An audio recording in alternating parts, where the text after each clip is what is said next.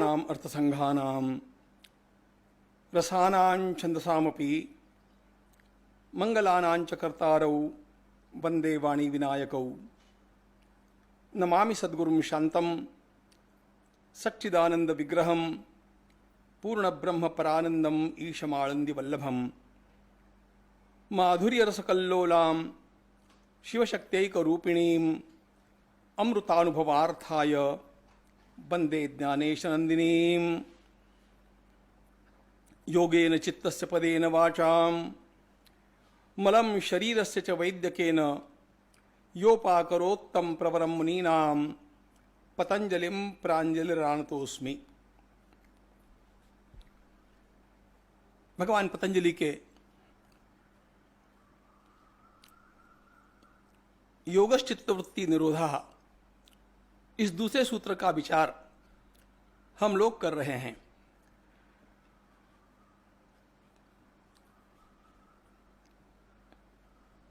मुझे कल एक संदेश आया कि महाराज आप इतने धीरे धीरे सूत्रों का अर्थ करेंगे तो पूरे योग सूत्रों में कितना समय चला जाएगा। ऐसा किसी को लगना स्वाभाविक है, लेकिन जैसा कि मैंने बतलाया, ध्यान रखना चाहिए सारे के सारे योग सूत्रों में, योग सूत्रों के जो 4 पाद है, समाधिपाद, साधनपाद, विभूतिपाद और कैवल्यपाद, इनमें समाधिपाद सर्वाधिक महत्वपूर्ण है और समाधिपाद के भी आरंभ के 4 सूत्र सर्वाधिक महत्वपूर्ण है। इनको ठीक से समझ गए तो अगला सही सही योग क्या है यह समझना आपके लिए सरल हो जाएगा, किसी के भी लिए सरल हो जाएगा। यह समाधिपाद उत्तम अधिकारी के लिए है और जिसने इसको समझ लिया वह अगला कुछ समझे या न समझे, पढ़े या न पढ़े, उसे आवश्यकता नहीं है, गतार्थ हो जाता है। वो मंद अधिकारियों के लिए है। योग का रहस्य यहां पर है और रहस्य को जानना सर्वाधिक महत्वपूर्ण बात होती है। मुझे एक प्रसंग याद आता है। गाड़ी सड़क से जा रही है, अचानक कुछ तो भी हो गया, गाड़ी का इंजन बंद पड़ गया। मालिक भी थे, ड्राइवर भी थे। उन्होंने बॉनेट को खोल करके और सब कुछ देखा, प्रयास कर लिया। आधा घंटा प्रयास करने पर भी कुछ नहीं हुआ। तब पैदल जाकर के एक किसी टेक्नीशियन के यहां मजदूरी करने वाले व्यक्ति को बुला करके लाया। उसने आकर के गौर से देखा और कुछ नहीं, हाथ में एक हथौड़ा लिया और एक जगह उसे दे मारा। इंजन स्टार्ट करते ही गाड़ी चालू हो गई। इस व्यक्ति ने पूछा, भैया तुमने हमारा काम कर दिया, तुम्हें क्या देना चाहिए? उसने कहा 500 रुपए दे दीजिए। उसने कहा इतने से काम के तुमने आकर के खाली एक हथौड़ा मारा? तुम्हें हम वहां से लेकर के आए, ठीक है 100 रुपया ले लेना चाहिए, एक हथौड़ा मारने का और क्या होता है। उस व्यक्ति ने कहा एक हथौड़ा मारने का काम तो 100 रुपयों का ही होगा साहब, लेकिन वो कहां मारना चाहिए इसके 400 रुपए और है। योग का सही हथौड़ा कहां मारना चाहिए उसका पता हम लोगों को होना चाहिए और वो ये स्थान है। योगश्चित्तवृत्ति निरोधः, चित्त की वृत्तियों के निरोध को योग कहते हैं। इसका चिंतन करते हुए, थोड़ा विस्तार से चिंतन करते हुए हम लोगों ने एक प्रश्न छेड़ा था कि भगवान पतंजलि ने चित्त की वृत्तियों का निरोध कहा है, चित्त निरोध नहीं कहा। स्पष्ट बात यह है, इसका कारण यह है कि हमारा चित्त तो बना है सत्वगुण का। वैसे सारा संसार ही जो बना है ना, हमारे सारे दर्शन शास्त्रों की दृष्टि से यह त्रिगुणात्मक प्रकृति का परिणाम है। संसार के हर पदार्थ में सत्व है, रज है, तम है। हमारा अंतःकरण सत्व गुण का बना है। अब ये गुण दिखते नहीं है, लेकिन ये इस सृष्टि के मूल कारण है। हमारा चित्त भी जिस सत्व गुण से बना है, अंतःकरण जिससे बना है, वो दिखता थोड़ा ही है। अरे वाईफाई कहां दिखता है, लेकिन वो है। ये तो उससे भी बहुत गहरी बात है, बहुत सूक्ष्म बात है। सत्वगुण से बने हुए चित्त में जो अनेक प्रकार के विचार आते हैं, अनेक तरंगे आती है, चूंकि हमारी कर्मेंद्रियां, हमारा शरीर, इनको लेकर के रजोगुण के और तमोगुण के विचार हमारे चित्त में निरंतर आते रहते हैं, और उनसे यह सारा का सारा चित्त जन्म जन्मांतर से भर गया। कैसे भरा हमने कल देखा। शब्द, स्पर्श, रूप, रस और गंध, इन विषयों के चिंतन का प्रभाव, उपभोग का प्रभाव, उसके संस्कार हमारे भीतर जम गए। विषय तो चले गए, लेकिन संस्कार हमारे चित्त के भीतर जमे रहे, और वे इतने जम गए कि बाद में तो हम लोगों को यही लगने लग गया कि यही मेरा स्वभाव है, यही मैं हूं।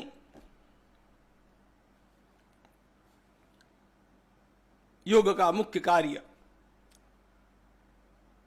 चित्त के भीतर ये जो वृत्तियां हैं, इन वृत्तियों का निरोध करना, इनको अपने मूल स्वरूप में लीन कर देना, रोक देना, लीन कर देना। निरोध के ये दोनों अर्थ हैं। अब ये जो वृत्तियां हैं,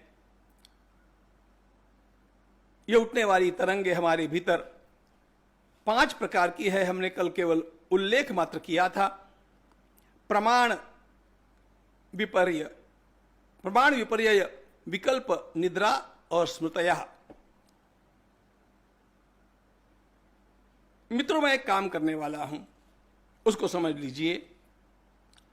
क्रम से देखा जाए तो अथ योगानुशासनम योगश्चित्तवृत्ति निरोधा तदा दृष्टि स्वरूपे वस्थानम वृत्ति स्वरूप मित्रत्र वृत्तय पंचतय कृष्टा कृष्टा, इस क्रम से सूत्र आते हैं।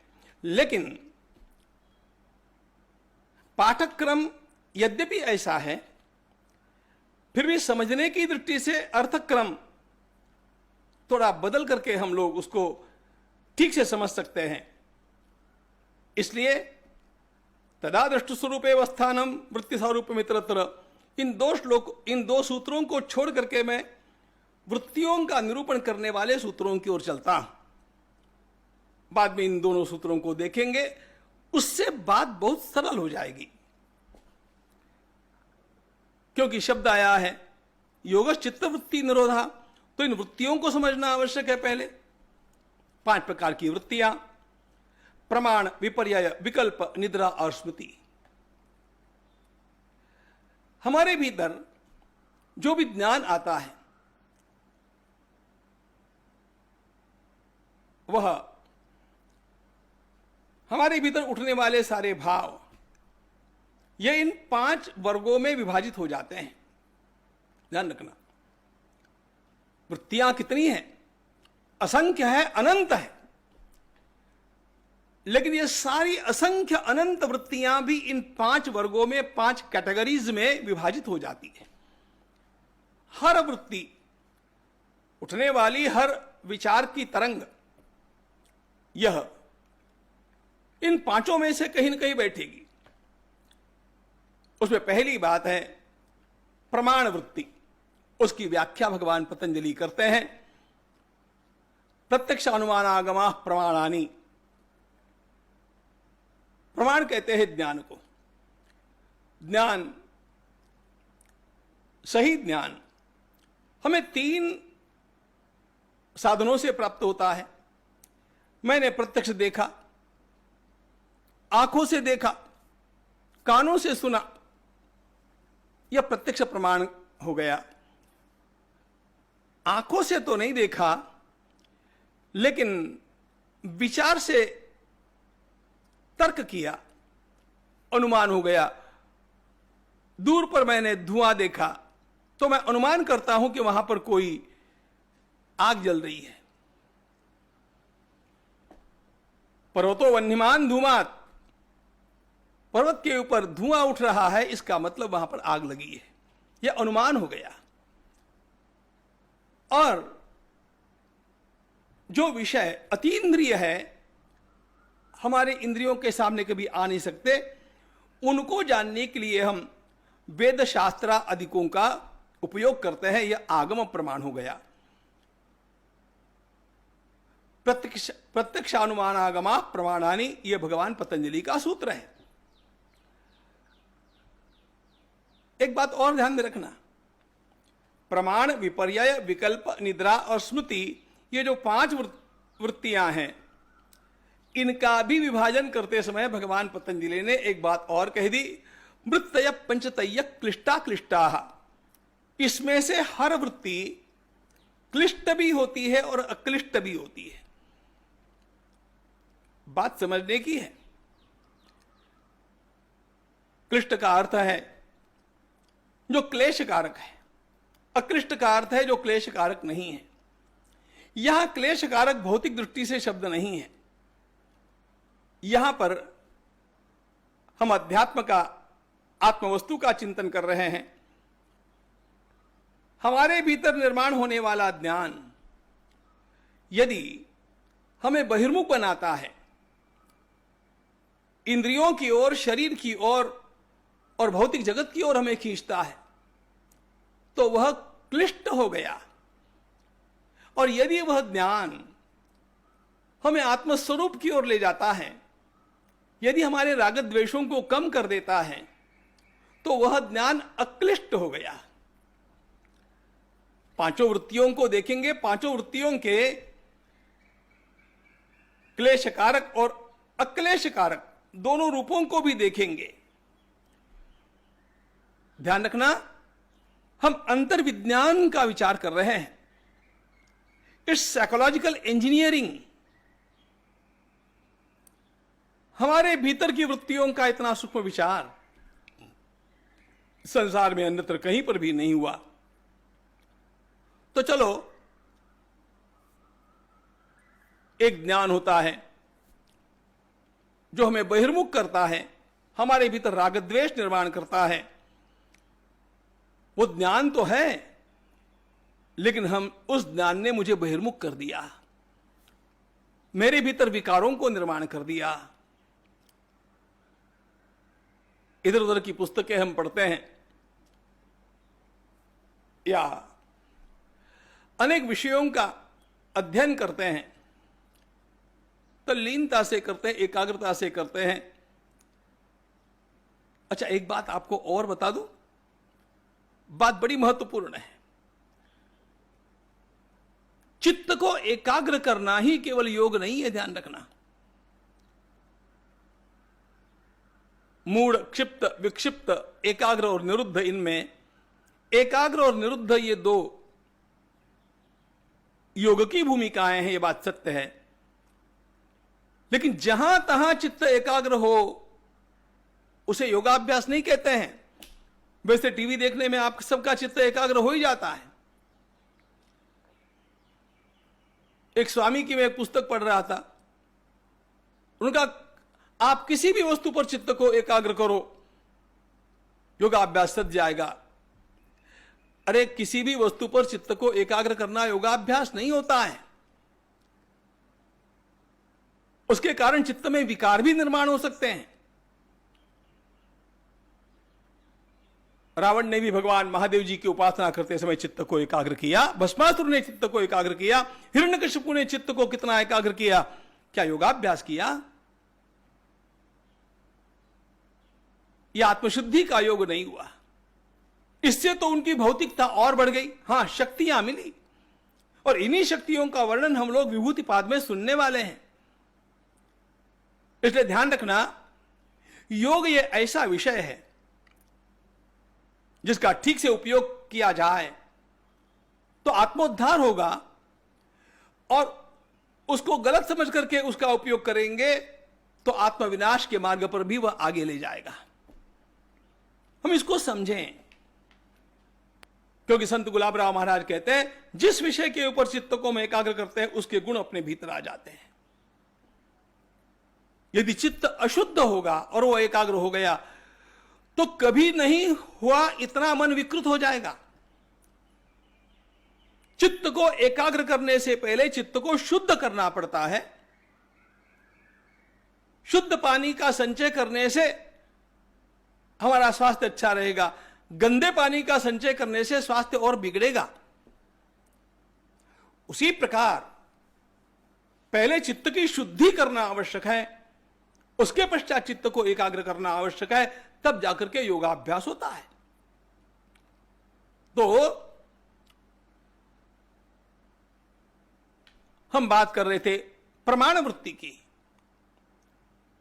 प्रत्यक्ष, अनुमान और आगम, इन तीनों प्रमाणों से जो ज्ञान हम लोगों को प्राप्त हुआ वह यदि हमें बहिर्मुख करता है, हमारी वासनाओं को अधिक बलवती करता है, राग द्वेष निर्माण करता है, तो वह हमारी प्रमाण वृत्ति क्लिष्ट वृत्ति हो गई,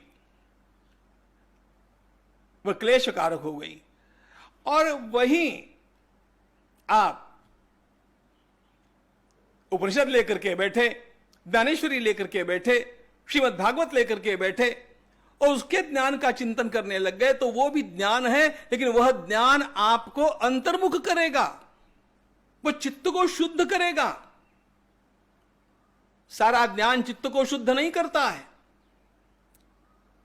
इसलिए भगवान पतंजलि ने प्रमाण, विपर्यय, विकल्प, निद्रा और स्मृति, इन पांचों वृत्तियों का प्रतिपादन करते समय ये पांचों वृत्तियां क्लेश कारक भी होती है और क्लेश रहित भी होती है।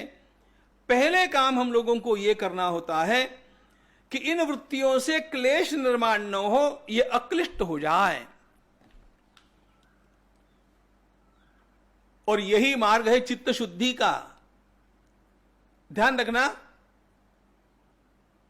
पूज्य स्वामी शरणानंद जी महाराज एक वाक्य कहा करते थे, अरे सारे साधन का सार चित्त शुद्धि है। सारे साधन का सार चित्त शुद्धि है। इसलिए इन वृत्तियों का प्रक्षालन करना होता है। वृत्तियां तो 5 ही प्रकार की है, इनका प्रक्षालन कैसे किया जाए?